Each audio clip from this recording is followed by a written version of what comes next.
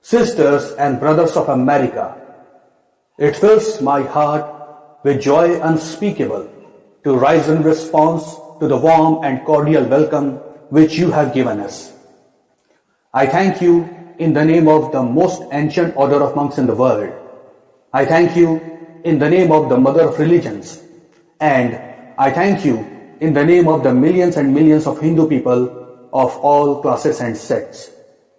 My thanks also to some of the speakers on this platform who, referring to the delegates from the Orient, have told you that these men from far-off nations may well claim the honor of bearing to different lands the idea of toleration. I am proud to belong to a religion which has taught the world both tolerance and universal acceptance. We believe not only in universal toleration, but we accept all religions as true. I am proud to belong to a nation which has sheltered the persecuted and the refugees of all religions and all nations of the earth. I am proud to tell you that we have gathered in our bosom the purest remnant of the Israelites who came to southern India and took refuge with us in the very year in which their holy temple was shattered to pieces by Roman tyranny. I am proud to belong to the religion which has sheltered and is still fostering the remnant of the grand Zoroastrian nation. I will quote to you, brethren, a few lines from a hymn which I remember to have repeated from my earliest boyhood, which is every day repeated by millions of human beings.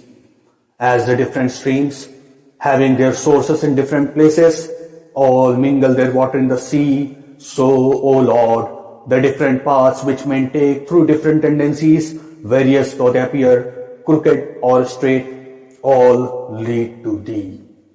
The present convention, which is one of the most august assemblies ever held, is in itself a vindication, a declaration to the world of the wonderful doctrine preached in the Gita. Whosoever comes to me, through whatsoever form I reach him, all men are struggling through paths which in the end lead to me.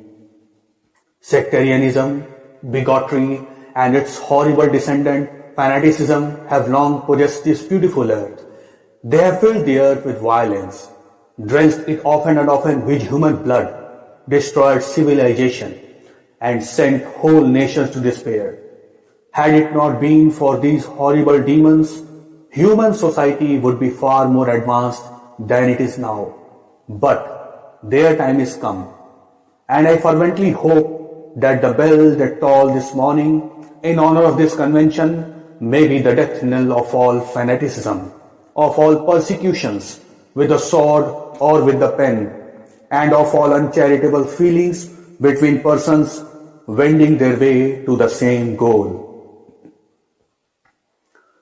From the high spiritual flights of the Vedanta philosophy, of which the latest discoveries of science seem like echoes to the low ideas of idolatry with its multifarious mythology, the agnosticism of the Buddhists and the atheism of the Jains, each and all have a place in the Hindu's religion.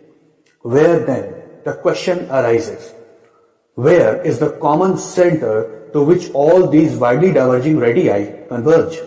Where is the common basis upon which all these seemingly hopeless contradictions rest?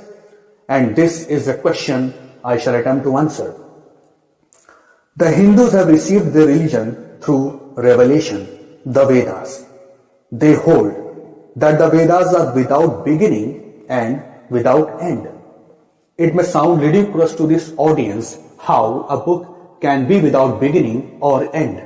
But by the Vedas, no books are meant. They mean the accumulated treasury of spiritual laws discovered by different persons in different times. Just as the law of gravitation existed before its discovery and would exist if all humanity forgot it, so is it with the laws that govern the spiritual world. The moral, ethical, and spiritual relations between soul and between individual spirits and the Father of all spirits were there before their discovery and would remain even if we forgot them. The discoverers of these laws are called rishis, and we honor them as perfected beings. I am glad to tell this audience that some of the very greatest of them were women. Here, it may be said that these laws, as laws, may be without end, but they must have had a beginning. The Vedas teach us that creation is without beginning or end. Science is said to have proved that the sum total of cosmic energy is always the same.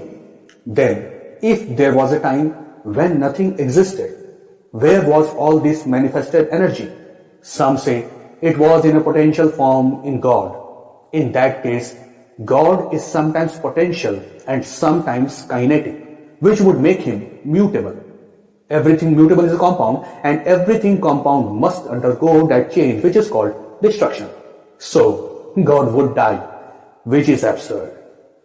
Therefore, there never was a time when there was no creation.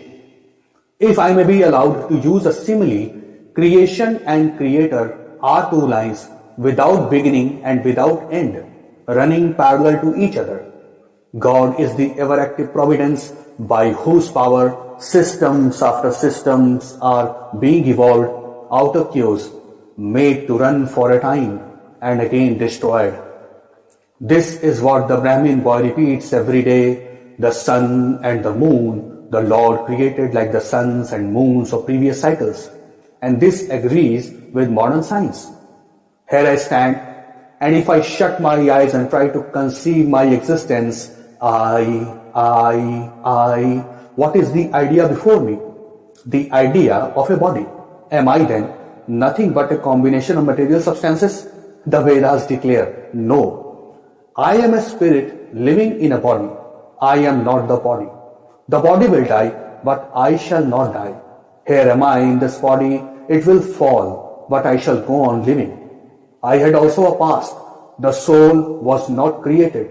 For creation means a combination, which means a certain future dissolution. If then the soul was created, it must die.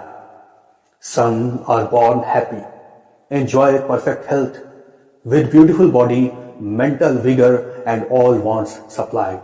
Others are born miserable. Some are without hands or feet. Others again are idiots and only drag on a wretched existence. Why, if they are all created, why does a just and merciful God create one happy and another unhappy?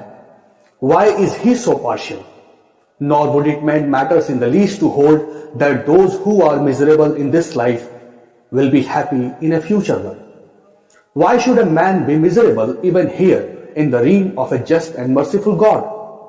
In the second place, the idea of a creator God does not explain the anomaly, but simply expresses the cruel fate of an all-powerful being. There must have been causes then, before his birth, to make a man miserable or happy, and those were his past actions. Are not all the tendencies of the mind and the body accounted for by inherited aptitude? Here are two parallel lines of existence, one of the mind, the other of matter. If matter and its transformations answer for all that we have, there is no necessity for supposing the existence of a soul. But it cannot be proved that thought has been evolved out of matter. And if a philosophical monism is inevitable, spiritual monism is certainly logical and no less desirable than a materialistic monism. But neither of these is necessary here. We cannot deny that bodies acquire certain tendencies from heredity, but those tendencies only mean the physical configuration through which a peculiar mind alone can act in a peculiar way. There are other tendencies peculiar to a soul caused by its past actions, and a soul with a certain tendency would, by the laws of affinity, take birth in a body which is the fittest instrument for the display of that tendency. This is in accord with science, for science wants to explain everything by habit, and habit is got through repetitions. So, repetitions are necessary to explain the natural habits of a newborn soul, and since they were not obtained in this present life, they must have come down from past lives.